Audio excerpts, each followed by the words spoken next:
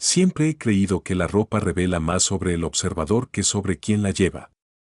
Esa creencia se confirmó de forma brutal la tarde en que mi hija y yo llegamos a la casa de la familia de su prometido, una elegante casa de piedra caliza en la zona norte de la ciudad, el tipo de lugar que transmite riqueza incluso cuando sus dueños no dicen una palabra.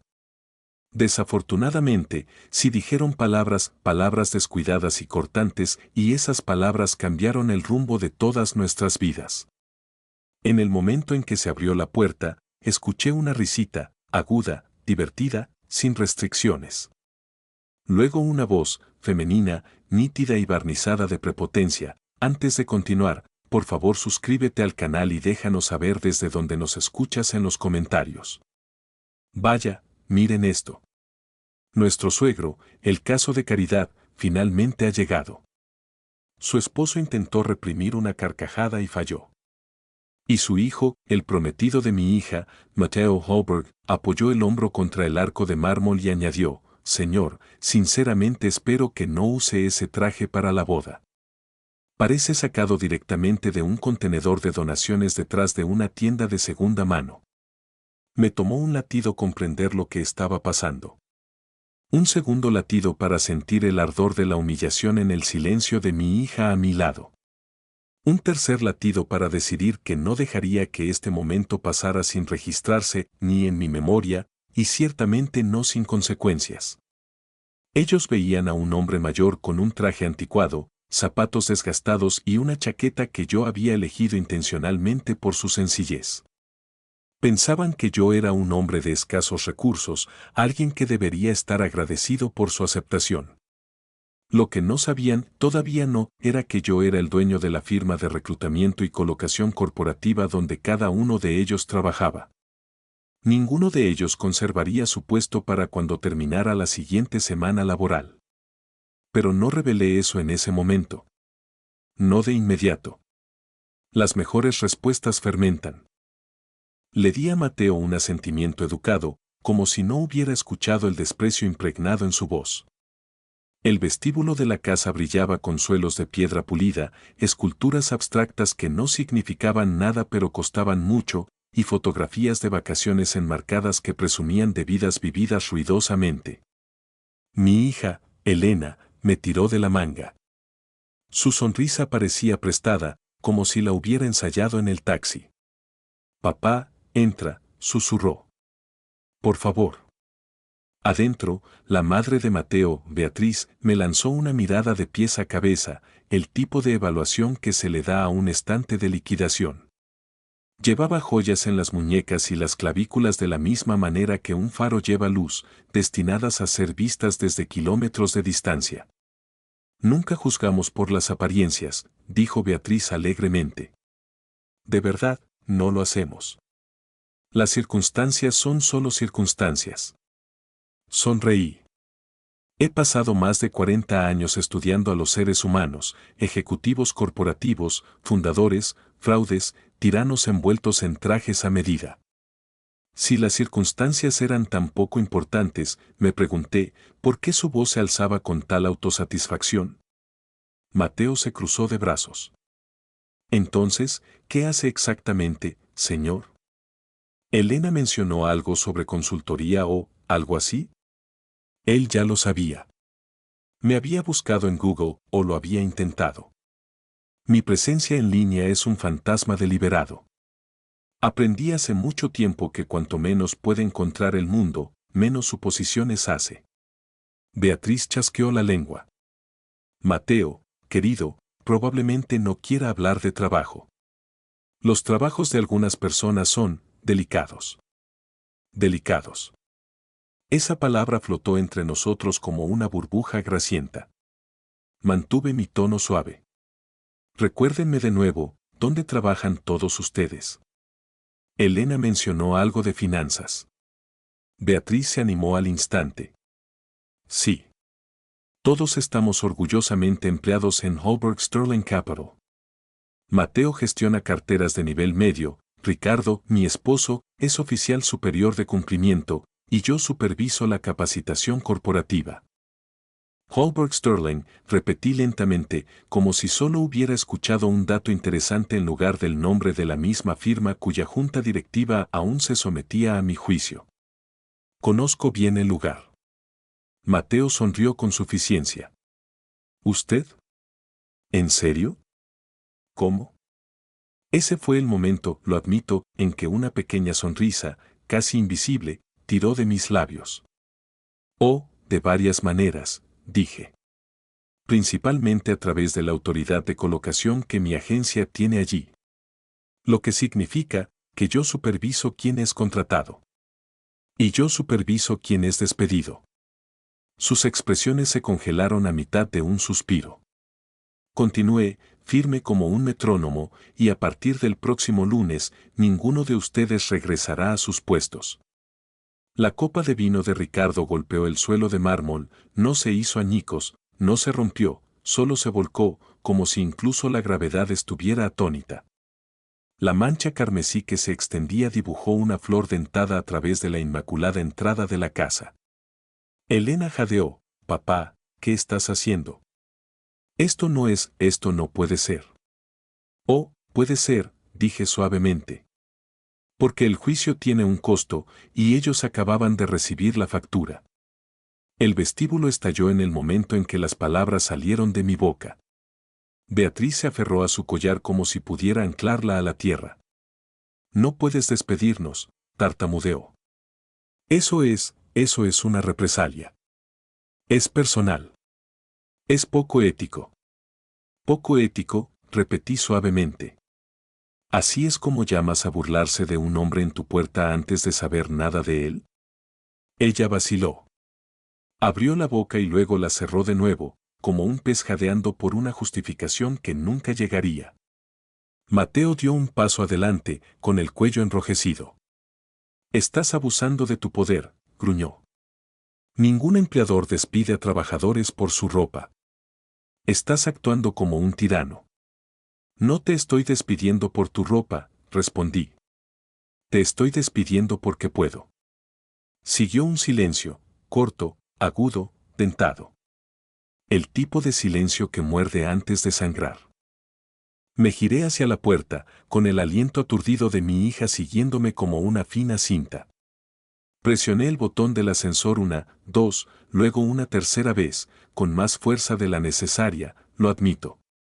El poder a veces exige rituales. Detrás de mí, Mateo gritó, te demandaremos. ¿Me oyes? Te vamos a demandar. Son bienvenidos a intentarlo. Las puertas del ascensor se abrieron con un suave timbre. Mientras entraba, Elena metió la mano en el hueco que se cerraba. Papá, susurró, con la voz temblorosa, no quisieron decir eso. Las puertas se cerraron frente a su rostro antes de que pudiera responder. Abajo, el vestíbulo se sentía más frío, como si el edificio mismo hubiera escuchado todo. El portero, que antes me había mirado como si acabara de llegar de una parada de autobús, ahora me ofreció un asentimiento seco, rígido con un respeto repentino. Es increíble lo rápido que se reorganiza la jerarquía cuando la verdad se desplaza bajo ella. Crucé el mármol, salí a la tarde salpicada de lluvia y abrí mi viejo sedán, un modesto híbrido verde bosque que me había servido fielmente durante 2 décadas de viajes diarios, desamores y recados ordinarios. Mis manos temblaban en el volante. Solo un temblor, pero innegable. La fachada de compostura tenía sus grietas. Mi teléfono vibró en el asiento del pasajero, primero una vez, luego 2, luego una rápida ráfaga de vibraciones. No lo revisé. Encendí el motor y me alejé de la acera.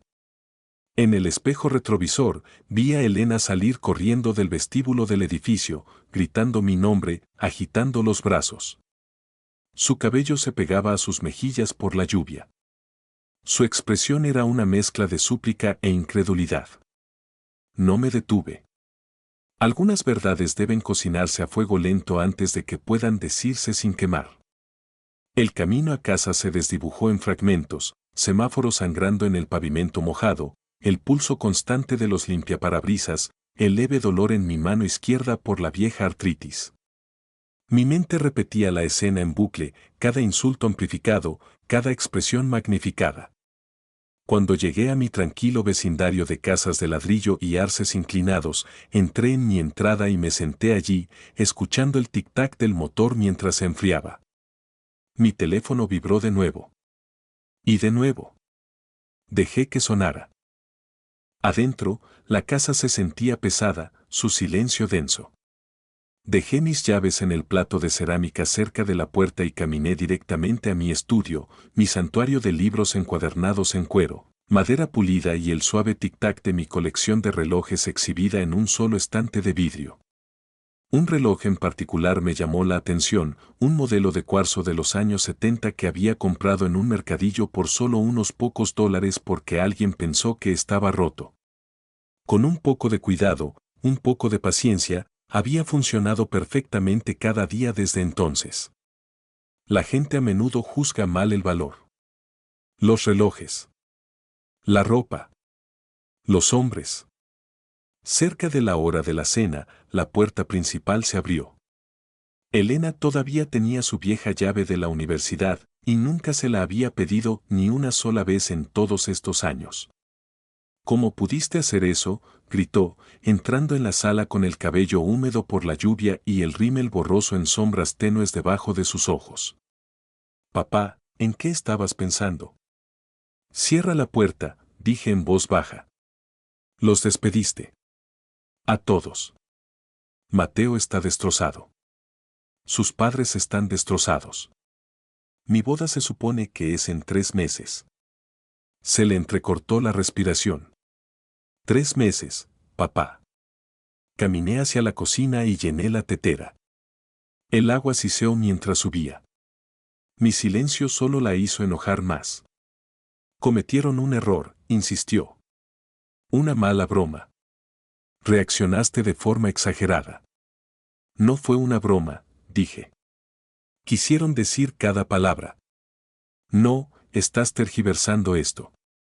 Estaban nerviosos. La gente dice cosas estúpidas cuando está nerviosa. No respondí.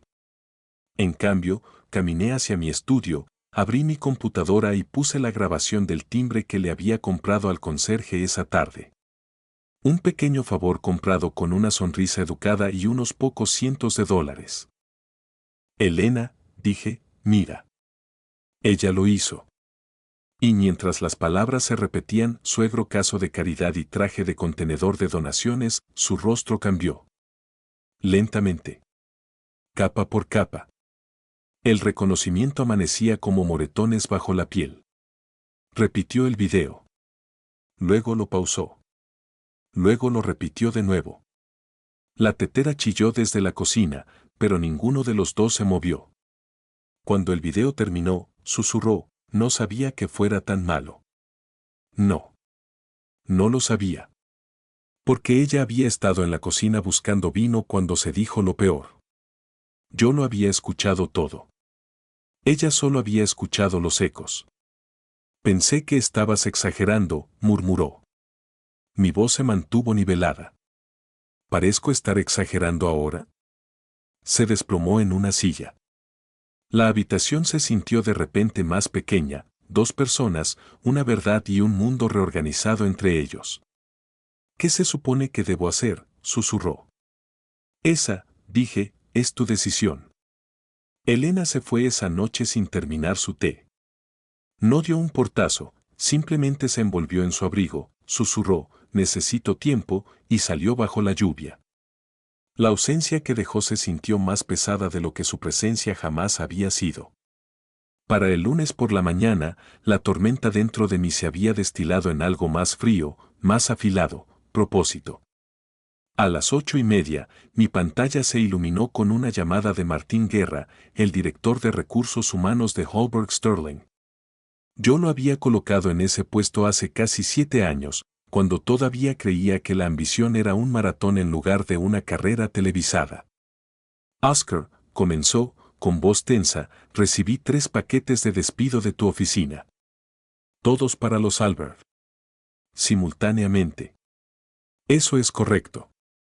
Tengo que preguntar, dijo, frotándose el puente de la nariz, un hábito que conocía bien, esto está relacionado con el desempeño o algo más.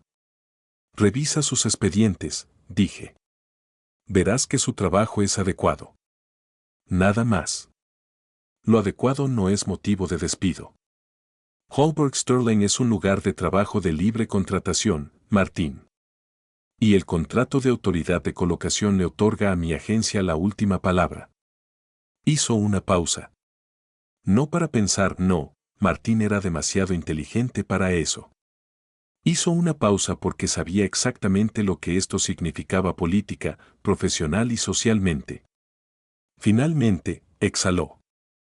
Esto es personal. ¿Es eso un problema? Otra pausa. Luego, has colocado a casi 50 empleados con nosotros, Oscar.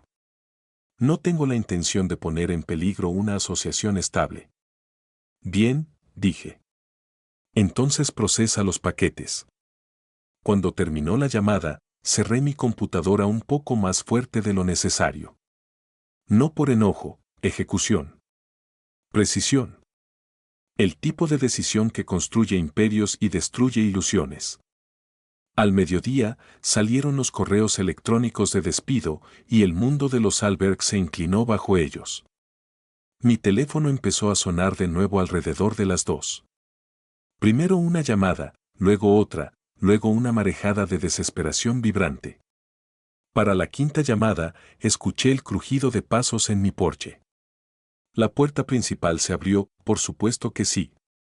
Elena todavía tenía su vieja llave. Papá. Su voz estaba quebrada de tanto llorar. Necesitamos hablar. Hice un gesto hacia la cocina. Siéntate. No. Los despediste a todos. Mateo me llamó sollozando. Su madre está histérica. Papá, sus planes de boda, mis planes de boda, se están derrumbando. Puse la tetera en la estufa, dejando que el calor creciente llenara el silencio. Destruiste sus carreras, susurró. No, dije. Ellos destruyeron sus propias carreras. Yo simplemente eliminé la protección que nunca merecieron. Ella sacudió la cabeza. No puedes simplemente terminar con el sustento de la gente porque insultaron tu traje. La tetera empezó a sisear, el vapor subiendo como un fantasma. No los despedí por el traje, dije suavemente. Los despedí porque te mostraron exactamente lo que piensan de ti. De tu futuro. De tu valor. Lo revelaron en los primeros 30 segundos de conocerme. Estaban nerviosos, insistió. Su voz seguía fluctuando, enojo, dolor, negación, todo luchando por el dominio. Estaban bromeando. Mira el video de nuevo, dije. Mira sus caras. Su pecho subía y bajaba rápidamente. Esto no es propio de ti. Mamá habría. No invoques a tu madre, dije, más tajante de lo que pretendía. Eso la detuvo. Por completo. Después de un largo momento, susurró, ¿qué se supone que haga ahora? Esa, repetí, es tu decisión. No se sentó. No bebió el té. No respiró correctamente durante varios segundos. Finalmente, con manos temblorosas, levantó su bolso, se puso los zapatos y se fue. No fue hasta más tarde, lo suficientemente tarde como para que las lámparas proyectaran largas sombras en las paredes, que regresé a mi estudio. La grabación del timbre se repetía en mi pantalla, las burlas de los Albert cristalizadas para siempre en claridad de alta definición. Mientras miraba, sucedió algo extraño, no sentí triunfo. Ninguna satisfacción. Solo inevitabilidad. Como ver caer una torre después de años de erosión silenciosa. Mi teléfono vibró de nuevo. Número desconocido. Apareció una vista previa de texto, cometiste un error, viejo. Esto no ha terminado. No lo abrí. En cambio, coloqué mi teléfono junto a un reloj Haugen Vintage con caja de latón de principios de los 80. Lo había comprado en un puesto de mercado por solo unos pocos dólares. El vendedor creía que era una causa perdida. Una reliquia que no valía nada. Le di cuerda suavemente. Empezó a marcar el tiempo. Algunas cosas simplemente necesitan las manos correctas. Afuera, el motor de un coche estaba en ralentí, los faros bañando tenuemente mis cortinas. Miré por la ventana. El coche de Elena. Estaba sentada al volante, inmóvil, con el rostro iluminado solo por el resplandor de su tablero. Parecía perdida, como si el mapa de su vida hubiera sido desgarrado y solo quedaran las esquinas. No llamó a la puerta. No volvió a entrar. Simplemente se quedó allí, hasta que la primera gota de lluvia se deslizó por su parabrisas. Luego se fue. Vi sus luces traseras desvanecerse en la oscuridad, con mi mano apoyada contra el marco de la ventana, la casa temblando levemente a mi alrededor, no por el clima, sino por las consecuencias. A la mañana siguiente, me desperté antes del amanecer, un viejo hábito que nunca me dejó. Me senté en la encimera de la cocina con una taza de té demasiado cargado, mirando la ventana oscurecida mientras mi mente repetía el fin de semana como un rollo de película fracturado. Debería haberme sentido victorioso. No fue así. El silencio de mi hija pesaba más de lo que quería admitir. A las 7:30, mi teléfono vibró de nuevo, esta vez con un mensaje del director de Recursos Humanos. Martín, los 3 han recibido sus avisos de despido. Espera turbulencia. Turbulencia. Un eufemismo corporativo educado para el caos. A las 9, el caos llegó. Una alerta de correo electrónico apareció en la pantalla de mi computadora, seguida de otra y otra, mensajes reenviados de colegas, conocidos profesionales, conexiones distantes. Asunto, RV, comportamiento profesional preocupante, se solicita discusión. Alguien, claramente Mateo, había tomado mis decisiones de despido de la noche anterior y las había empaquetado en una publicación social melodramática. No en LinkedIn, afortunadamente, todavía no, sino en un foro de la comunidad profesional popular entre reclutadores y analistas financieros. La publicación decía, un ejecutivo de colocación adinerado destruyó el futuro de mi familia porque no le gustaron nuestros modales. ¿Es este el mundo en el que vivimos? ¿Dónde un hombre puede torpedear vidas por despecho? Omitió la parte donde me llamó caso de caridad. Omitió las burlas, los desprecios, las risas crueles. Omisión inteligente y calculada. Las respuestas se multiplicaron por horas. Algunos escépticos, algunos comprensivos, la mayoría simplemente curiosos. Pero la curiosidad se convierte en un incendio forestal cuando la reputación es la leña. A las 10:15, mi teléfono vibró con una llamada entrante. Bermúdez. En 30 años de asesorarme, Bermúdez nunca llamaba antes del mediodía a menos que algo urgente se estuviera cocinando. Dime que no enviaste ningún correo impulsivo anoche, dijo sin saludar. No envié nada, respondí. Bien. Porque alguien está lanzando lodo con tu nombre. Y desafortunadamente, el lodo tiende a pegarse. Me reenvió un enlace. Hice clic. La publicación había sido compartida en 3 grupos profesionales, cada uno con miles de miembros. Unas pocas docenas de comentaristas exigían rendición de cuentas. Unos pocos más especulaban sobre mi ética. Una persona sugirió que yo había usado la autoridad corporativa para castigar a la gente por desplantes subjetivos. Bermúdez suspiró. Oscar, te he defendido en fusiones, reestructuraciones y todo aquel fiasco a finales de los 90, pero esto se está saliendo de control. Es ruido, dije, tratando de convencerlo y a mí mismo. Se desvanecerá. No, dijo suavemente. No a menos que des cada paso con cuidado ahora. A las 10:43 apareció otra notificación, esta vez de un asociado que apenas conocía. Una sola línea, quizás quieras ver lo que se dice en LinkedIn. Se me encogió el estómago. Hice clic en el enlace. Allí estaba. Una publicación pública. Mateo de nuevo, esta vez más audaz, más dramático, más deliberado. Hoy, mi familia fue despedida sin causa por un hombre cuya riqueza lo protegía de las consecuencias. Decidió que no éramos dignos de su hija. ¿Debería alguien tener ese tipo de poder sin control? Los comentarios llovieron. Algunos comprensivos. Algunos hostiles.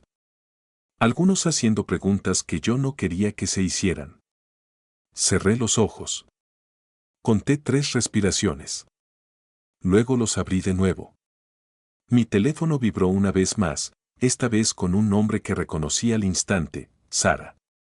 Mi hija menor. Vivía al otro lado del mundo, sumergida en trabajo humanitario, enviándome mensajes esporádicos cuando el Wi-Fi lo permitía. Su texto decía: Elena me contó lo que pasó. Papá, ¿realmente despediste a la familia de su prometido? Siguió un segundo mensaje: llámame. Ahora. Llamé. Su voz llegó entrecortada y urgente. Papá, no puedes dinamitar la vida de 3 personas porque te insultaron. No fue por eso que lo hice, dije. Entonces, ¿por qué? Porque desde fuera, parece una venganza. Y la venganza es sucia. Pública. Tóxica para la reputación. Protegí a tu hermana. Ella suspiró, larga y cansadamente. Papá, la protegiste de ellos pero la expusiste a algo más, las consecuencias de un conflicto que ella no inició. Ella no vio la forma en que me miraron, dije. Ni las palabras que usaron. Y tú no viste la forma en que ella se está desmoronando, respondió Sara. Ella confiaba en Mateo. Lo amaba. Y ahora está atrapada en el fuego cruzado de tu guerra. Sus palabras dolieron porque eran ciertas. Antes de que pudiera responder, otra vibración sacudió mi teléfono. Luego otra. Mis notificaciones se encendieron como una máquina de pinball averiada. Mensajes de clientes. 3 empresas solicitando aclaraciones. 2 posponiendo reuniones. Una expresando preocupación por recientes denuncias profesionales que circulan en línea. Sentí algo que rara vez siento, fatiga mezclada con un toque de pavor. La reputación que había pasado 4 décadas construyendo estaba recibiendo golpes de una historia en línea creada por un hombre que se burló de mis zapatos. Pero la reputación, como los huesos, se dobla antes de romperse. No dejaría que la mía se rompiera. Al mediodía, cerré mi computadora, me levanté y caminé hacia la ventana del frente. Afuera, el cielo se había vuelto del gris pálido de la lluvia que se aproxima. Venía una tormenta, no de clima, sino de consecuencias. Y dentro de mi pecho, algo se apretó. Una comprensión a la que no quería enfrentarme, esto ya no se trataba solo de los Albert. Se estaba convirtiendo en algo sobre mí. Sobre el hombre en el que me había permitido convertir. A primera hora de la tarde, el aire en mi casa se sentía tan espeso como la lana. No del tipo reconfortante, no, más bien como el aislamiento metido en una pared, dejando fuera la luz, el aire y la razón. Mis notificaciones sonaban sin descanso, cada timbre era otro golpe contra una estructura que ya empezaba a ceder. A la 1:30, mi teléfono sonó de nuevo. Bermúdez. 2 veces en un día, nunca era una buena señal. No esperó a que yo hablara. Oscar, dijo, ¿enviaste algún correo electrónico a otras firmas hoy? No. ¿Y anoche? ¿Tarde? ¿Alrededor de la medianoche? Me puse a la defensiva. ¿Qué estás insinuando? Que no eres el tipo de persona que se queda quieta mientras alguien mancha su nombre. Y necesito saber si hiciste algo, cualquier cosa, que pudiera interpretarse como una represalia. Su tono tensó los músculos de mi cuello. No envié nada poco profesional, dije con cuidado. Puede que haya respondido a un par de consultas, pero nada sustancial. Silencio. Luego, revisa tu bandeja de entrada, dijo. Ahora. Un correo reenviado de un director de recursos humanos de una gran compañía fiduciaria estaba al principio de mi pantalla. El encabezado decía, preocupación ética, por favor, revisar. Cuando lo abrí, se me cortó la respiración. Allí, a la vista de todos, había un mensaje que aparentemente yo había escrito alrededor de la medianoche, mi nombre, mi bloque de firma, mi agencia. Una advertencia corta y cortante sobre el juicio profesional preocupante de Mateo, instando al destinatario a ejercer precaución. Recordaba haber escrito algo. No recordaba haber hecho clic en enviar. Se me revolvió el estómago. Este fue mi error. Mi paso en falso. Mis propias huellas dactilares, visibles e innegables. Bermúdez suspiró pesadamente por el altavoz. Esto es malo, Oscar. Muy malo. La cadena de correos mostraba a 8 personas en copia, 9 para cuando bajé la página, 10 antes de llegar al pie de página. Un comentario de alguien a quien yo había asesorado una vez decía, ¿no es esto poco profesional? ¿Posiblemente una venganza personal? Mi reputación cuidadosamente curada durante décadas, estaba siendo diseccionada en tiempo real. Me desplomé en la silla de mi cocina. Bermúdez habló de nuevo. Necesitas control de crisis. Inmediatamente. Voy a enviar a alguien a tu casa. ¿A quién? Pero ya había colgado. 20 minutos después, sonó el timbre. En mi porche había una mujer con una chaqueta gris carbón, rizos oscuros recogidos pulcritud, expresión nítida e ilegible. Soy Dalila Reyes, dijo. Comunicación de crisis. Bermúdez me contrató. Me hice a un lado. Entró como quien entra en un quirófano, tranquila, clínica, evaluando cada ángulo de la hemorragia. Sin sentarse, dijo, primera pregunta, ¿el correo electrónico es auténtico? Sí. Segunda pregunta, ¿fue sensato? No. Bien, dijo ella. Podemos construir a partir de la honestidad. Pero el daño ya está rodando cuesta abajo. Caminó una vez por mi sala. Tu nombre ha sido etiquetado en 4 publicaciones de la industria. 2 clientes están revisando discretamente los términos de tu contrato. Y tu mensaje de medianoche ha sido capturado en pantalla en al menos 3 foros de discusión.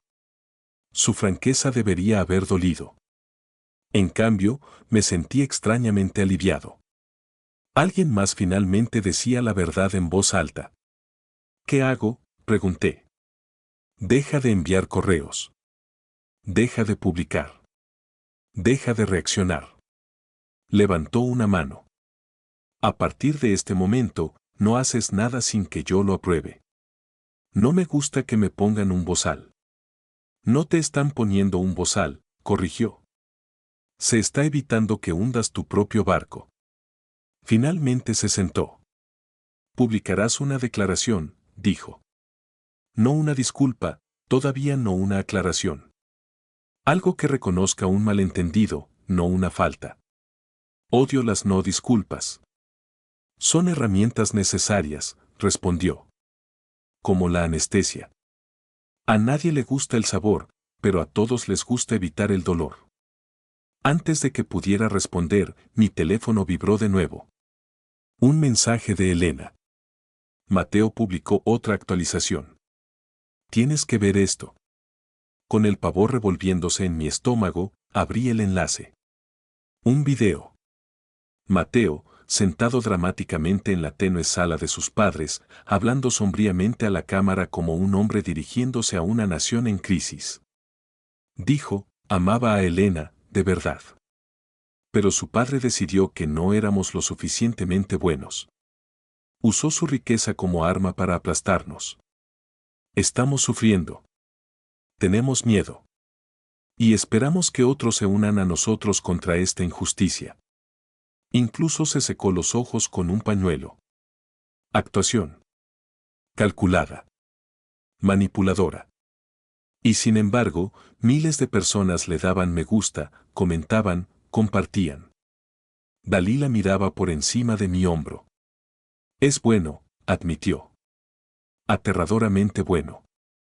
La gente cree en la emoción antes que en la evidencia. Mis manos se cerraron en puños. Está mintiendo. Está mintiendo bien, corrigió ella. Otro sonido. Una nueva publicación, esta vez de un columnista de estilo de vida con muchos seguidores, anunciando un artículo, exclusiva, el millonario que destruyó a una familia por un comentario. La mandíbula de Dalila se endureció. Tenemos que adelantarnos a esto. Ahora. Antes de que pudiera detallar su plan, mi teléfono vibró una vez más, otro número desconocido, otra vista previa de mensaje. Pero este era diferente. Soy Hilda. Creo que deberías saber lo que Mateo me hizo a mí. Debajo, otro mensaje, no eres la única familia que ha tenido como objetivo. La habitación se detuvo. El aire cambió. Porque ese fue el momento en que el suelo bajo toda esta historia se desplazó. La venganza había traído consecuencias. Pero la verdad podría traer algo mucho más poderoso. Miré el mensaje desconocido de Hilda durante un largo suspiro. Luego un segundo. Luego un tercero. La habitación parecía comprimirse a mi alrededor, las paredes acercándose con cada latido de mi corazón. Dalila se asomó sobre mi hombro, leyendo la vista previa en silencio. Sus cejas se levantaron, no por sorpresa, sino por reconocimiento. Patrones, murmuró. Aquí es donde las historias públicas se agrietan. No abrí el mensaje. Todavía no mi pulgar flotaba sobre la pantalla, mi mente calculando posibilidades, riesgos, ángulos.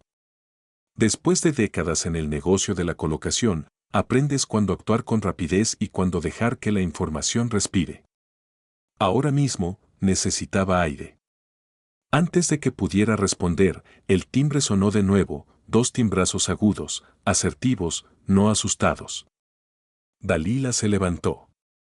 Esa debe ser tu investigadora, dijo con naturalidad. Bermúdez mencionó que iba a pedir un favor. Parpadeé. ¿Mi investigadora? Ella me dio una pequeña sonrisa de complicidad. Oscar, después de la semana que has tenido, ¿no pensaste que eras el único que estaba escarbando? Abrí la puerta y apareció una mujer de unos 50 años, menuda pero de mirada afilada, vestida con una chaqueta azul marino con las mangas remangadas hasta los codos. Extendió una mano. Marisa Calderón, dijo. Investigación independiente e inteligencia corporativa. Bermúdez me dijo que la situación requería discreción, velocidad y a alguien que no se asuste fácilmente.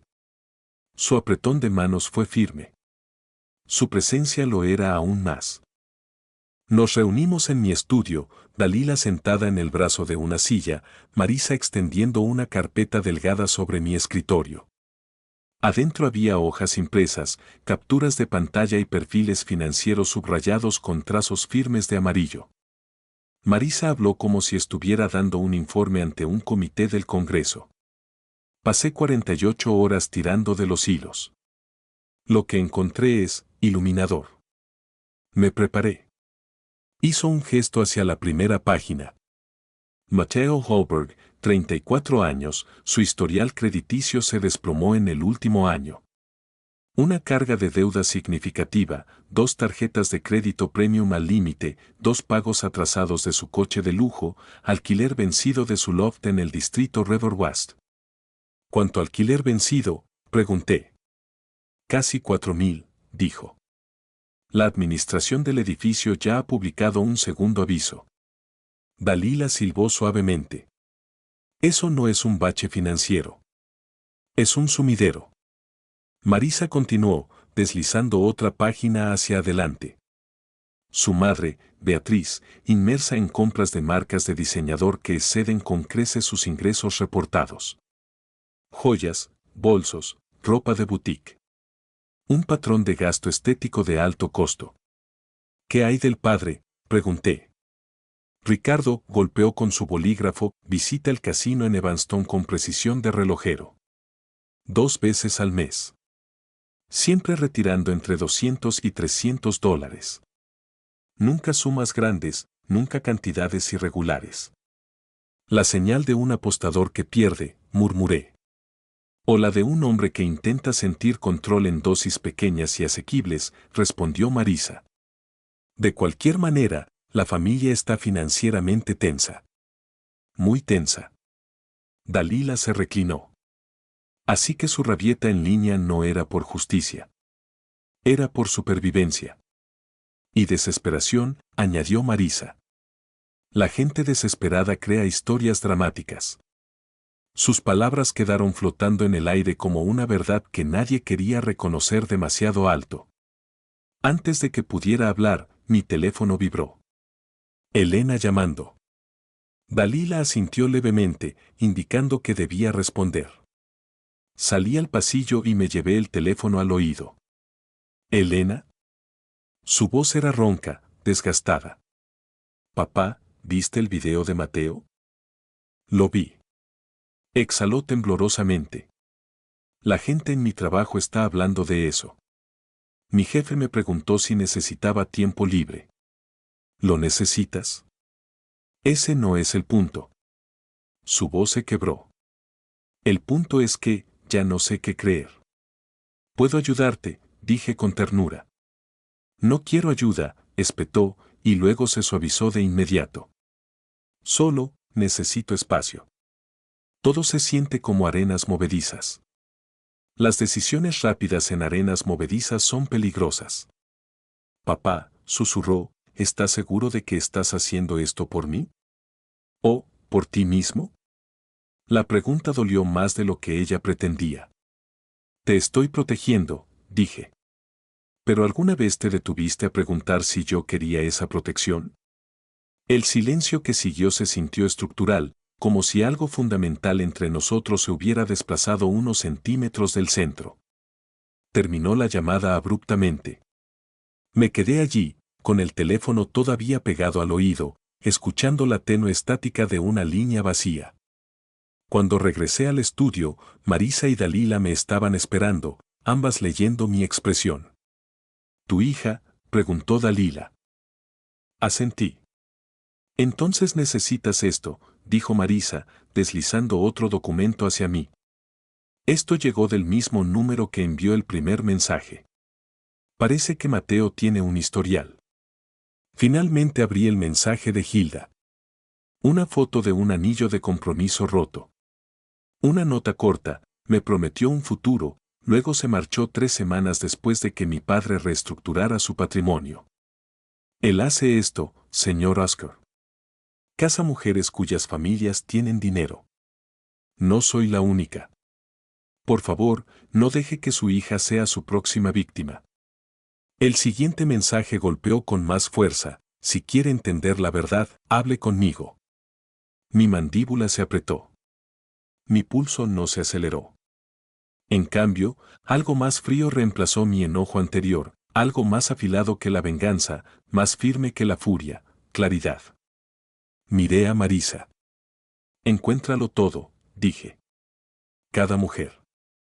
Cada registro financiero. Cada mentira. Ella asintió una vez. Ya empecé. Ese fue el momento en que me comprometí, plena, completamente, a desmantelar la fachada de Mateo. No por ego. No por venganza. Por la verdad. Y tal vez, aunque no lo dije en voz alta, por la hija que estaba empezando a dudar del suelo que pisaba. Marisa se fue con una promesa silenciosa: tendré más para la mañana. Dalila se fue poco después, recordándome: no publiques. No respondas. No respires públicamente sin permiso. La casa se sintió inusualmente quieta una vez que se fueron. Los expertos en crisis llevan una energía consigo, movimiento, estrategia, una sensación de batalla inminente. Cuando se van, el silencio se vuelve inquietante. Traté de distraerme con lo mundano, hacer té, clasificar el correo viejo, limpiar la encimera de la cocina, pero cada rutina se sentía vacía. Hueca. Una farsa. Al anochecer, el cielo se oscureció a un color lavanda amoratado. Fue entonces cuando sonó el timbre. Sabía quién era antes de abrir la puerta. Elena estaba en el porche, con el cabello recogido de forma desordenada y los ojos rodeados de rojo. No estaba llorando, no, esto era algo diferente. Una especie de deshidratación emocional. Alguien que se había quedado sin lágrimas pero no sin dolor. Entra, dije. Pasó a mi lado, quitándose el abrigo lenta y mecánicamente, como si cada movimiento le drenara un poco más. Nos sentamos a la mesa del comedor. El mismo lugar donde le había mostrado la grabación del timbre. Donde se había formado la primera grieta. Sin mirarme, murmuró, Mateo me está pidiendo espacio. Asentí. Lo esperaba. Dice que necesita tiempo para recuperar la estabilidad. Y que yo debería entenderlo porque su mundo se está cayendo a pedazos. ¿Es eso lo que tú quieres?, pregunté en voz baja. Ella se estremeció. Papá, yo lo amaba. Tiempo pasado. Por primera vez, tiempo pasado. Pero todo está cambiando muy rápido, susurró. La gente en el trabajo está murmurando. Mi jefe me envió a casa temprano. Mis amigos siguen reenviando publicaciones. No puedo respirar sin que alguien me pregunte si estoy bien. ¿Y Mateo? Su voz tembló. Él sigue insistiendo en que nunca quiso lastimarte. Dijo eso ante la cámara, dije. No a ti. Ella tragó saliva con dificultad. Lo estás haciendo sonar como un villano. Dejé que la afirmación colgara allí, como un cristal frágil entre nosotros. Luego me levanté y caminé hacia mi estudio. Elena, dije, necesito que veas algo. Cuando regresé, traía una carpeta. Gruesa. Sobrecargada. Inequívocamente seria. Sus ojos se agrandaron. ¿Qué es eso? Información, dije. Sobre Mateo. Ella cerró los ojos. Papá, no puedo soportar otro golpe esta noche. Necesitas la verdad, dije suavemente. No consuelo. Se le entrecortó la respiración, pero no me detuvo. Abrí la carpeta y deslicé la primera página. Una captura de pantalla impresa de un intercambio de mensajes, el mensaje de Hilda. Ella leyó rápidamente las líneas. Al principio, la confusión nubló su expresión. Luego la incredulidad. Luego el horror. La última frase golpeó con más fuerza, me dejó 3 semanas después de que mi herencia cambió. Ella levantó la vista, sacudiendo la cabeza lentamente. No, esto no puede. Pero yo no había terminado. Puse una segunda página ante ella. Otra captura de pantalla, otra mujer. Clara. Luego Natalia. Luego Yolanda. Cada una con un patrón similar, cronología de relación corta, compromiso rápido, ruptura repentina después de un cambio financiero. Hizo esto antes que contigo, dije suavemente. Más de una vez. Más de 2 veces. Se llevó la mano a la boca. Su objetivo eran mujeres con familias financieramente estables, continué. No por amor. Por cálculo. Se echó hacia atrás en su silla como si el papel mismo fuera tóxico. Para, susurró. Por favor, para. Elena. No. Su voz se quebró como una rama quebradiza. No quiero escuchar esto. No quiero creer esto. Tienes que hacerlo, dije. Porque es verdad. Se levantó abruptamente, caminando por la habitación, con las palmas de las manos apretadas contra las sienes como si tratara de mantener unido su cráneo. Me dijo que me amaba, susurró. Me dijo que yo era diferente. Estoy seguro de que lo hizo, respondí. Tiene práctica. Se desplomó en el sofá, con las extremidades dobladas sobre sí mismas. Y yo lo defendí. En línea. Con mis amigos. Con la hermana de mamá. Lo defendí contra ti. Su voz bajó a un hilo apenas audible. Le dije a todo el mundo que habías exagerado. No lo sabías, dije. Pero tú sí, susurró ella. Siguió un silencio, largo, denso, casi insoportable. Luego hizo la pregunta que yo más temía: papá, ¿fui alguna vez suficiente para él? ¿O solo era un número? Quería decirle que ella era suficiente. Pero la verdad importa más que el consuelo. Él nunca te vio, dije suavemente. Vio lo que pensó que valías. Inclinó la cabeza y sollozó, no con fuerza, no dramáticamente. Solo un llanto silencioso de agotamiento y corazón roto. Me senté a su lado, con cuidado de no tocarla hasta que ella misma se apoyó contra mí. Cuando lo hizo, puse una mano sobre su hombro.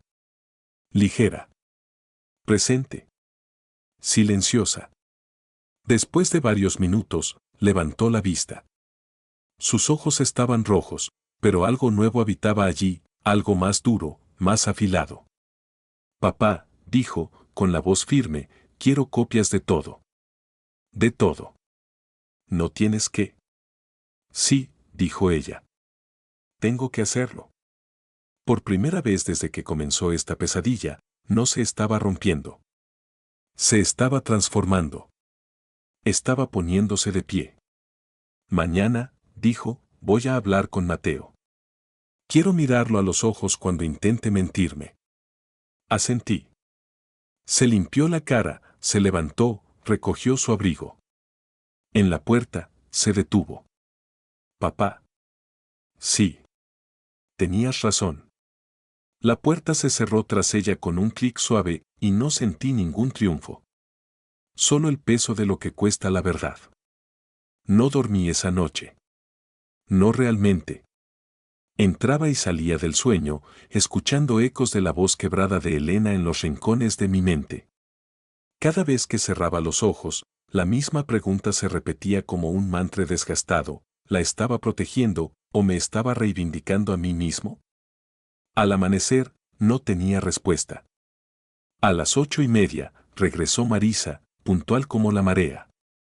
Esta vez traía una carpeta más grande, el doble de gruesa, el doble de condenatoria. Su compostura seguía siendo aguda, pero sus ojos se habían suavizado, como si incluso ella sintiera el peso de lo que estaba a punto de revelar. Encontré más, dijo simplemente.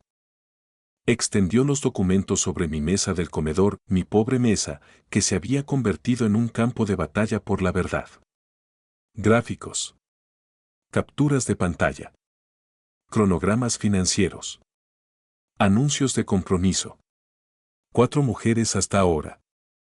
Posiblemente más esperando en las sombras de registros incompletos. Marisa señaló una serie de fechas con su bolígrafo. Todas las rupturas ocurrieron poco después de un cambio financiero significativo en la familia de cada mujer. Herencia reducida. Bancarrota parental. Fracaso empresarial.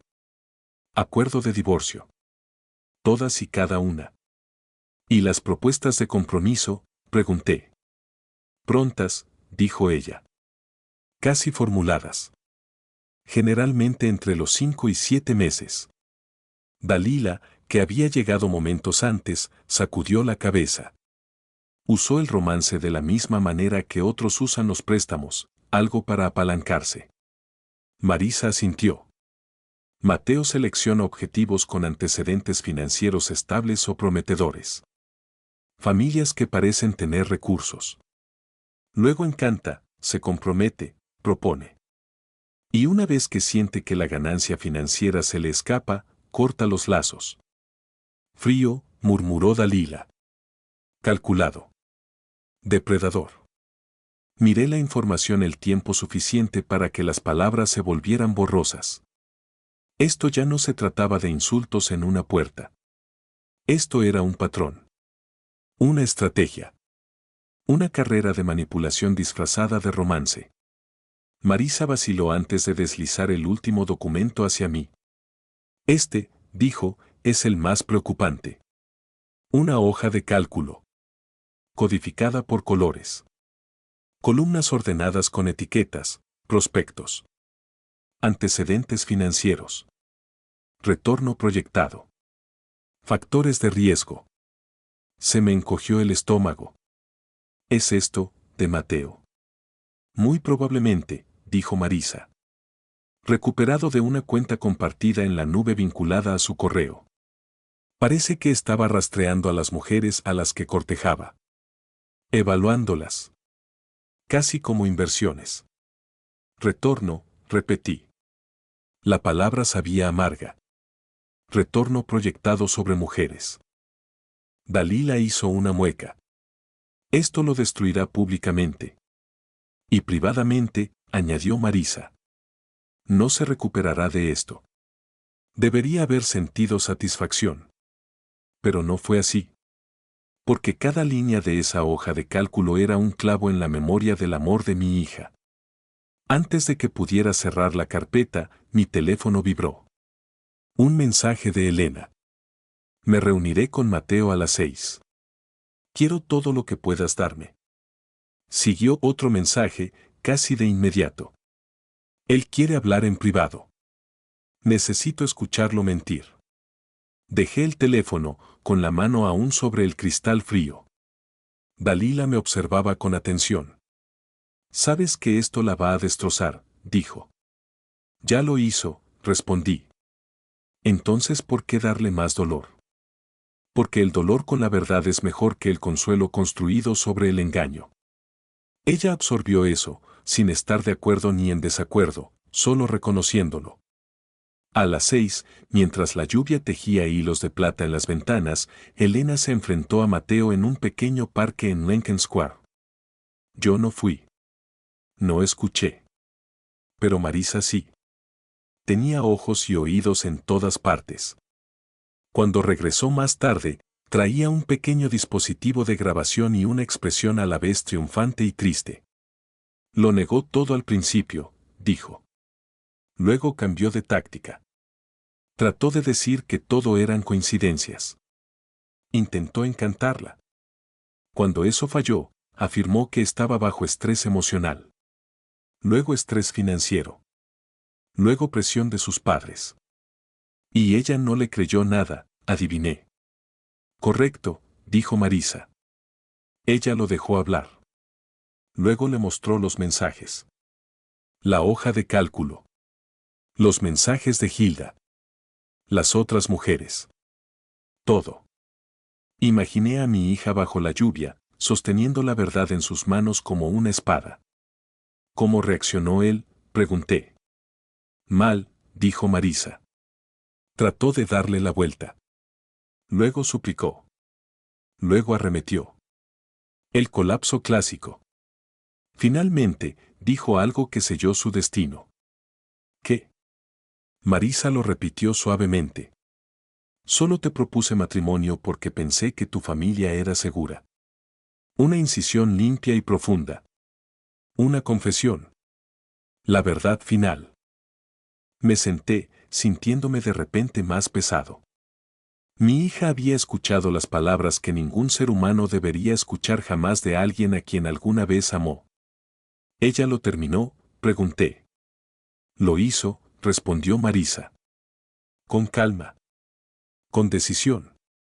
Se alejó mientras él seguía hablando. Cerré los ojos. No fue un triunfo. No fue una victoria.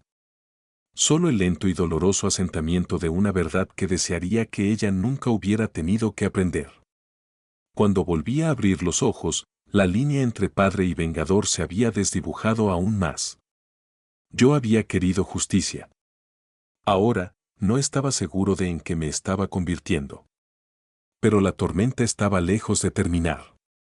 Porque a la hora de ese enfrentamiento, Mateo lanzó otro video y esta vez me llamó por mi nombre. Eran casi las 8 de la noche cuando la tormenta finalmente estalló, no afuera, sino en mi teléfono. Apareció una nueva notificación, parpadeando insistentemente en la parte superior de mi pantalla. Mateo Holberg, video en vivo subido. Se me apretó el pecho. No de miedo. No exactamente. Más bien como la sensación de tensión antes de un golpe que sabes que viene. Toqué la notificación. El video se abrió con sombras dramáticas proyectadas sobre el rostro demacrado de Mateo. Se había posicionado en lo que parecía ser el estudio tenuemente iluminado de sus padres, con las cortinas cerradas detrás de él. Llevaba un sencillo suéter gris, como si la modestia pudiera borrar la prepotencia de su voz. Tomó aire con dificultad para dar efecto. Nunca quise decir esto públicamente, comenzó, pero no tengo más opciones. Mi familia está sufriendo. Estamos siendo el blanco de ataques. Destruidos. Una pausa. Un temblor. Ensayado. Su padre, Oscar Hale. Pronunció mi nombre con una gravedad medida, como si estuviera invocando a un villano de una fábula. Usó su riqueza e influencia para despedirnos sin previo aviso. No por mala conducta. No por problemas de desempeño. Sino porque decidió que no éramos dignos de su hija. Mentira. Continuó, cometimos un error social. Una broma torpe. Pero en lugar de una conversación, él ha emprendido una campaña contra nosotros, destruyendo nuestros trabajos, nuestras reputaciones, nuestro bienestar mental. Se secó los ojos con un pañuelo. Si algo les pasa a mis padres o a mí, el mundo debe saber dónde reside la culpa. Otra pausa calculada. En Oscar Hale. Miles de comentarios surgieron bajo el video antes de que terminara el primer minuto. Para el segundo minuto, el video había comenzado a circular por los círculos financieros y profesionales. Personas que apenas conocía me etiquetaban.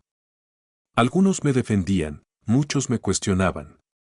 Para el minuto 5, la tormenta se había formado por completo. Mi teléfono sonó. Dalila. No respondas, dijo de inmediato. No pestañees en línea. No respires en línea. No reconozcas esto. Me está nombrando públicamente, dije. Sí. Esa es la estrategia. Quiere inclinar la narrativa. A la gente le encantan las víctimas, especialmente las que lloran. Me pellizqué el puente de la nariz. ¿Qué hacemos? Esperamos, dijo. Recopilamos. Y luego contraatacamos con evidencia que no pueda refutar. Pero todavía no. Si te mueves demasiado pronto, pareces estar a la defensiva. Si te mueves demasiado tarde, pareces culpable. El momento oportuno lo es todo. Antes de que pudiera responder, entró otra llamada, esta vez de un cliente de hace mucho tiempo. Dejé que sonara. Dalila sacudió la cabeza. Contesta, dijo ella. Déjame escuchar. Acepté la llamada a regañadientes. Oscar, dijo el cliente con rigidez, asumo que has visto las publicaciones. Las vi. Valoramos nuestra relación, pero, bueno, la junta directiva está pidiendo aclaraciones. Hay preocupaciones. Imagen. Denuncias. Entiendo. No vamos a cancelar nuestro contrato, añadió rápidamente, pero estamos monitoreando. Monitoreando. Una palabra que significa, confiamos menos en ti hoy que ayer. Después de 3 llamadas más de tono similar, Dalila apretó los labios. Estás perdiendo altura, dijo. Necesitamos estabilizarnos antes de que él lleve la narrativa más lejos. Como si hubiera sido invocado por el comentario, otro mensaje sonó en mi pantalla. Esta vez, un número internacional familiar. Mi hija menor, Rosa. Vivía al otro lado del mundo, realizando trabajo médico de campo en regiones remotas. Rara vez llamaba en horas de luz, lo que significaba que había visto lo suficiente como para ignorar la diferencia horaria. Respondí. Su voz llegó con una recepción irregular, pero su tono conllevaba una claridad inconfundible. Papá, ¿qué pasó? Mucho, dije. Demasiado. Vi el video, dijo. Y los comentarios. Y los artículos. Y hablé con Elena. Se me cerró la garganta. ¿Cómo está ella? En carne viva, dijo Rosa llanamente. Pero fuerte. Más fuerte que ayer. Exhalé suavemente. Luego soltó una frase que no esperaba. Papá, creo que Mateo te subestimó. Pero también creo que tú te subestimaste a ti mismo. ¿A qué te refieres? ¿No te das cuenta de la fuerza en la que te conviertes cuando alguien hiere a la familia? No guardas rencor, construyes puentes con ellos y luego les prendes fuego. Cerré los ojos. Ella continuó, y a veces eso es heroico. Pero a veces, no lo es. Sus palabras se asentaron en mí con más peso que cualquier acusación que Mateo hubiera lanzado. Te estás preguntando si fuiste demasiado lejos, dijo suavemente. También te estás preguntando si no fuiste lo suficientemente lejos. Me conocía demasiado bien. Demasiado bien. Rosa, dije en voz baja, soy yo el villano aquí. Hubo una pausa, una larga. No, dijo finalmente. Pero estás parado muy cerca de la línea. Y la gente rara vez se da cuenta cuando la cruza. Antes de colgar, añadió, dile a Elena la verdad. Toda. Antes de que alguien más la tergiverse. La llamada terminó. Y el silencio que siguió estaba cargado de un ajuste de cuentas tácito. Porque el siguiente movimiento lo definiría todo, mi reputación, la sanación de mi hija y la batalla que Mateo pensó que podía ganar. La tormenta seguía arreciando. ¿Y la parte que más temía? Ya no estaba seguro de en qué dirección estaba mirando dentro de ella. La lluvia comenzó temprano a la mañana siguiente, un goteo lento y constante que golpeaba suavemente contra la ventana de mi cocina como dedos tamboreando advertencias que yo no había pedido. Me senté a la mesa con una taza de café tibio, observando las gotas correr por el cristal.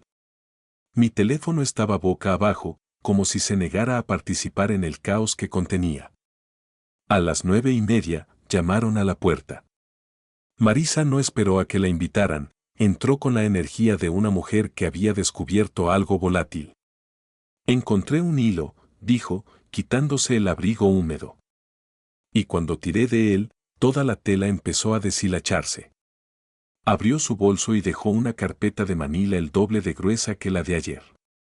Esto, dijo, golpeando la portada, es sobre Beatriz. Y vas a querer escucharlo. Hice un gesto para que continuara.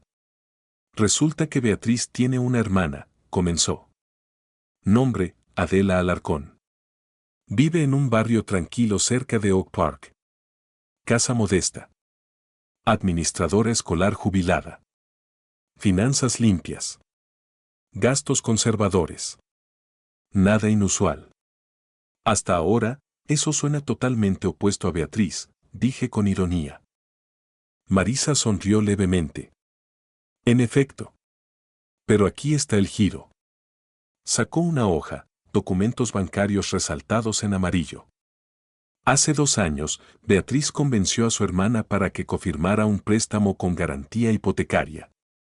Afirmó que era para los gastos médicos de su madre. ¿Hubo alguna enfermedad? No, dijo Marisa. La madre falleció tranquilamente años antes. Sin deudas médicas pendientes. ¿Entonces para qué se usaron los fondos? Lujo, respondió Marisa. Piezas de diseño, bolsos de boutique, decoración importada y el pago inicial del coche de su hijo. Casi cada dólar se destinó a mantener un estilo de vida que sus ingresos no podían soportar. Exhalé lentamente. ¿Y Beatriz ha devuelto algo?, pregunté. Marisa sacudió la cabeza. Hizo un solo pago. 1. El resto recayó sobre Adela, quien ha estado agotando silenciosamente sus ahorros de jubilación para evitar que el banco ejecute la hipoteca de la casa. ¿Y Adela sabe la verdad? Lo sabe ahora, dijo Marisa. Porque el préstamo está en mora de nuevo y el banco se puso en contacto con ella. Está aterrorizada. Y furiosa. Así que Beatriz le mintió a su propia hermana. La usó. Y la dejó para que enfrentara las consecuencias. Sí, dijo Marisa.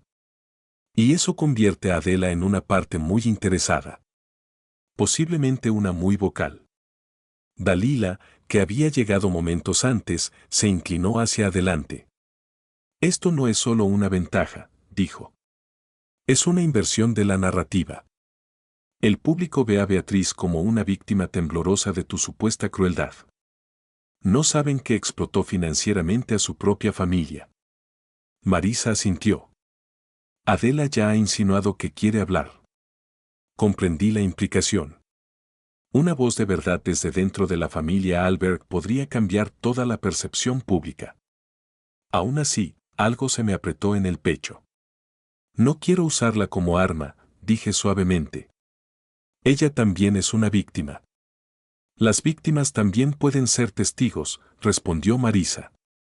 Preguntó si te reunirías con ella. En privado. Antes de que pudiera responder, el timbre volvió a sonar. Esta vez, no era un colega. Ni un amigo. Ni un aliado. Un hombre con un impermeable estaba en mi porche, sosteniendo una carpeta. ¿Oscar Hale? Preguntó. Sí. Me entregó un sobre grueso. Has sido notificado. Se alejó antes de que pudiera hablar. Cerré la puerta, con el eco de la lluvia todavía en mis oídos. El sobre se sentía más pesado de lo que su peso físico debería permitir. Dalila se acercó con cautela. ¿Qué es? Una demanda, dije, abriéndola. Presentada por Mateo, Beatriz y Ricardo. ¿Bajo qué cargos?, preguntó ella. Hice una lectura rápida de las páginas. Despido improcedente, difamación, angustia emocional. Dalila resopló suavemente. Están lanzando dardos en la oscuridad. Encontraron un abogado, dije. Alguien dispuesto a construir un caso sobre arena. Cualquiera puede demandar, respondió ella. Ganar es otra cuestión. Me senté, con el sobre en la mano. Marisa se cruzó de brazos. No te tomes esto a la ligera. Pero tampoco entres en pánico. Sus finanzas se están colapsando. Sus reputaciones se están agrietando. Y las demandas nacidas de la desesperación rara vez prosperan. Quería creerle. Pero la verdad me roía como un dolor sordo. Los Alberg no eran los únicos que estaban cayendo en picado. Mi hija se estaba desmoronando emocionalmente. Mi reputación vacilaba públicamente. Y yo empezaba a perder de vista la frontera entre la justicia y la obsesión. Dalila tocó el sobre suavemente. Podemos vencer esto, dijo. Pero tenemos que ser estratégicos. Marisa añadió, y cuidadosos. Un paso en falso ahora y Mateo podría tergiversar esto en una historia de mártir. Miré la demanda de nuevo, cada acusación, cada línea elaborada para hacerme parecer monstruoso. Por primera vez desde que esto comenzó, sentí algo nuevo, no enojo. No arrepentimiento. Sino la conciencia inconfundible de que esta guerra tenía consecuencias mucho más profundas que los insultos que la provocaron. Me giré hacia Marisa. Organiza la reunión con Adela, dije. Mañana por la mañana. Ella asintió. Y Marisa, añadí, gracias. Ella me dio una pequeña sonrisa. Aún no hemos terminado. Mientras ella y Dalila se preparaban para irse, me quedé junto a la ventana mirando la lluvia. Cada gota corría hacia abajo, chocando, rompiéndose, uniéndose, un recordatorio de que una vez que el agua elige un camino, no vuelve atrás. La demanda yacía sobre la mesa detrás de mí. Un nuevo frente en una guerra que no esperaba luchar. Susurré, casi para mí mismo, si hay una línea entre la rectitud y la ruina, necesito verla antes de cruzarla.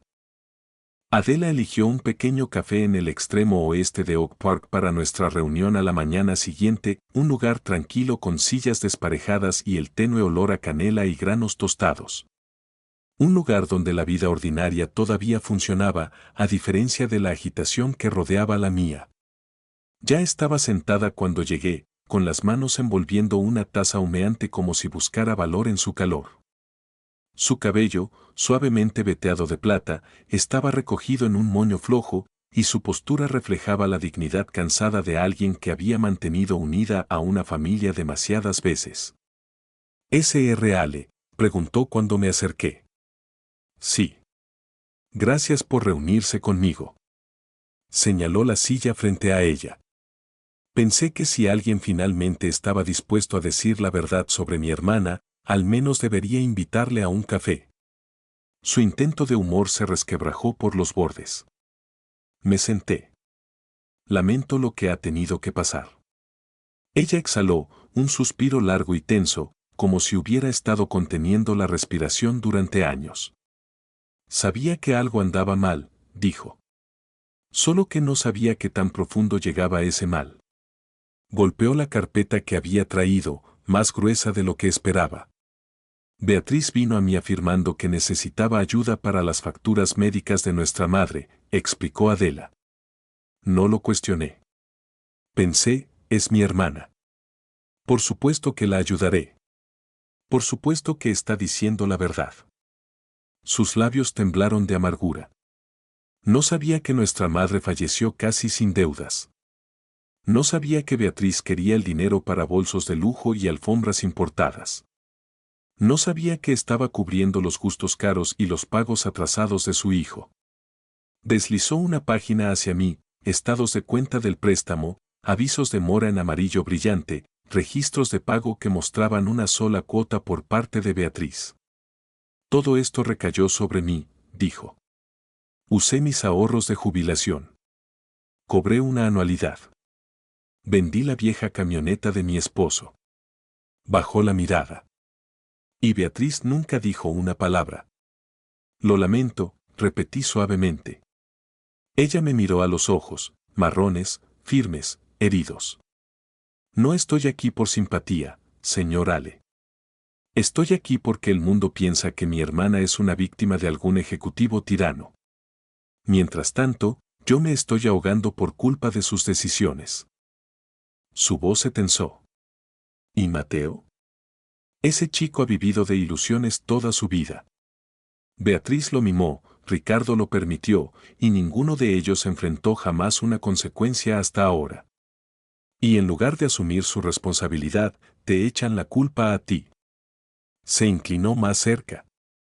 Si necesitas mi declaración formal, escrita, bajo juramento, te la daré.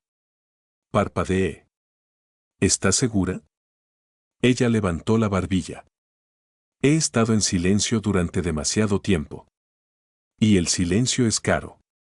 Me gustaría dejar de pagar por él. Por primera vez, vi no solo a una víctima, sino a una mujer reclamando su fuerza. Gracias, Adela, dije. Su voz puede cambiarlo todo. Ella me dio una sonrisa triste. No necesito cambiarlo todo. Solo quiero decir la verdad. Nuestra conversación derivó después hacia detalles, fechas, corroboraciones. Pero bajo todo ello corría una corriente de determinación. Adela no buscaba venganza. No buscaba aplausos. Simplemente quería que la justicia dejara de esconderse. Cuando nos levantamos para despedirnos, puso una mano suave en mi brazo. Protege a tu hija, dijo. Pero ten cuidado de no perderte a ti mismo en el proceso. Su advertencia resonó en mi mente mucho después de que la puerta del café se cerrara tras de mí. De vuelta en casa, la tormenta me esperaba. Mi teléfono vibró con mensajes de clientes de nuevo. Uno quería pausar un proyecto. Otro necesitaba aclaraciones sobre las denuncias que circulan. Un tercero me había reenviado un enlace a la publicación de un comentarista titulada Cuando el poder corporativo llega demasiado lejos, una historia de advertencia. El artículo me mencionaba por mi nombre. Dalila llegó una hora después, con el abrigo todavía goteando por la llovizna exterior. Eres tendencia, dijo sin preámbulos. Y no de la forma halagadora. Abrí el artículo. Los comentarios iban desde la curiosidad hasta la acusación. Está abusando del poder. Arruinó la vida de 3 personas por un malentendido.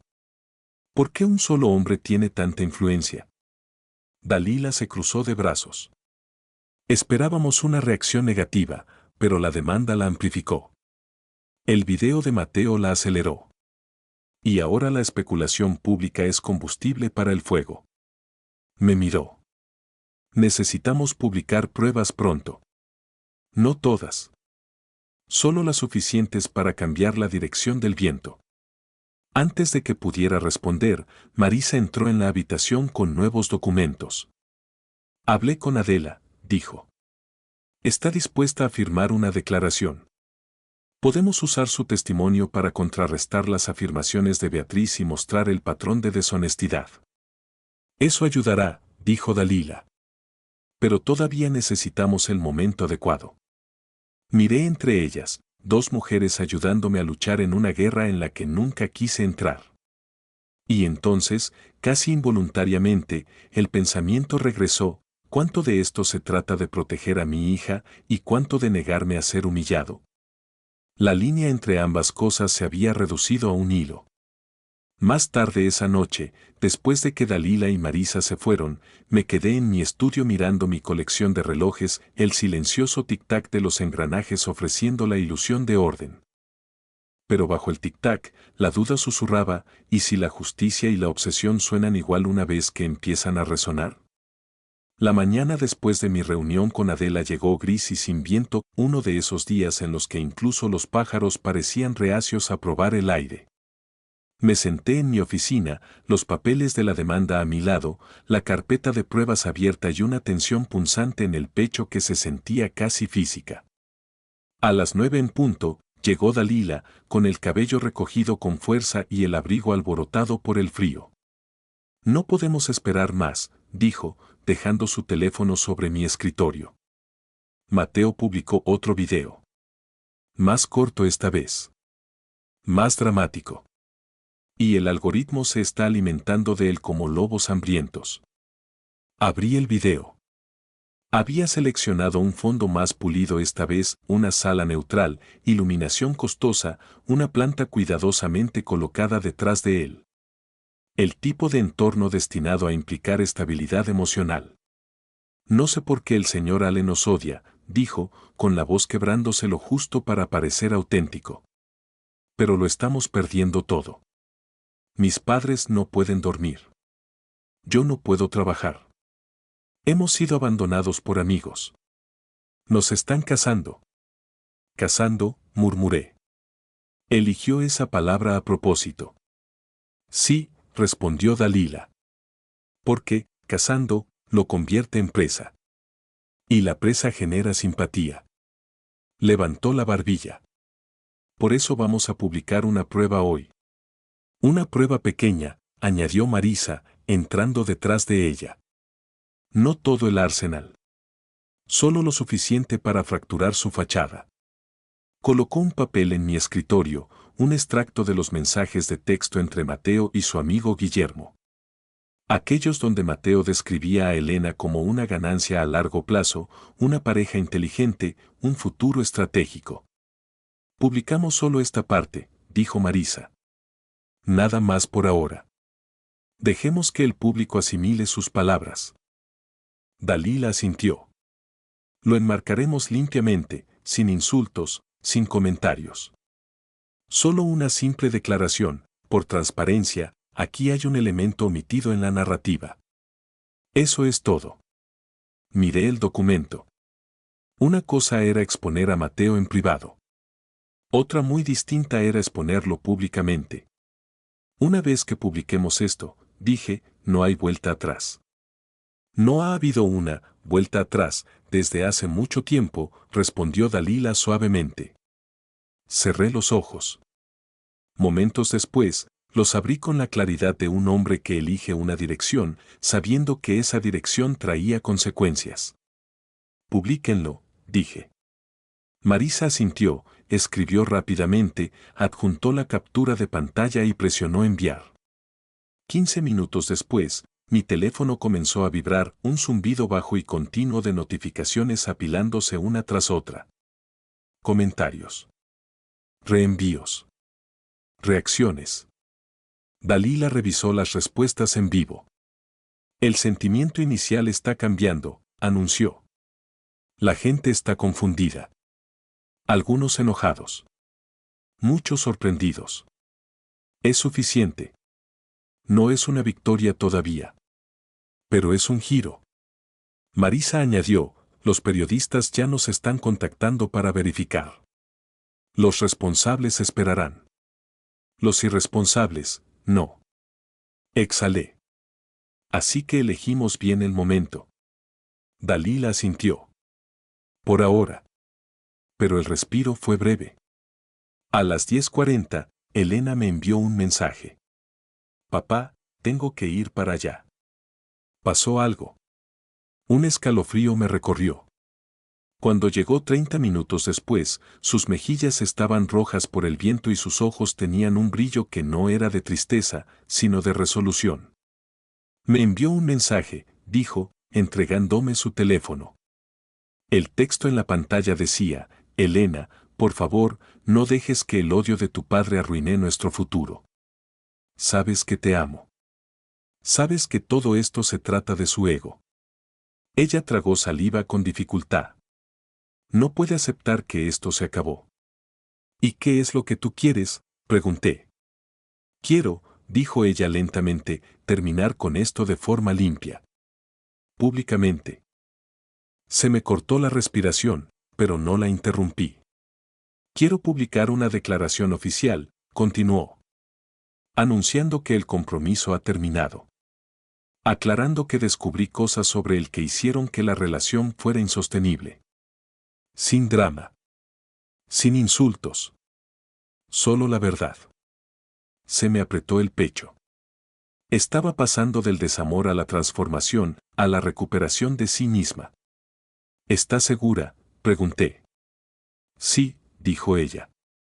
Me niego a parecer una chica confundida en su historia. Quiero escribir la mía propia. Por primera vez desde que comenzó este calvario, sentí que algo se liberaba, no fue triunfo, no fue reivindicación, fue alivio. Mi hija estaba de pie por sí misma. Asentí. Te ayudaré a redactar la declaración. Me tomó la mano. Papá, gracias. Una gratitud suave y frágil. Un recordatorio de por qué empecé esta guerra en primer lugar. Pero incluso mientras apretaba mi mano, una pregunta susurró en mi mente, ¿la estaba guiando hacia la justicia, o la estaba arrastrando a una batalla que ya me había consumido a mí? La línea seguía siendo delgada. Seguía temblando. Seguía siendo peligrosa. Y estábamos a punto de cruzarla juntos. Elena redactó su declaración esa noche, cada frase firme, deliberada, del tipo que escribe a alguien que sale de la sombra de otra persona. La leí 2 veces, luego una vez más, no para editarla sino para entender a la mujer en la que se había convertido mi hija. Cuando finalmente presionó publicar, su mano no tembló. La mía sí. Porque sabía que este era el momento en que todo cambiaba, no hacia la venganza, sino hacia el ajuste de cuentas final de la verdad. Y una vez que la verdad comienza a moverse, nada detiene su descenso. ¿Deseas que profundice en el desenlace de la demanda legal o prefieres que me centre en la reacción pública final ante la declaración de Elena?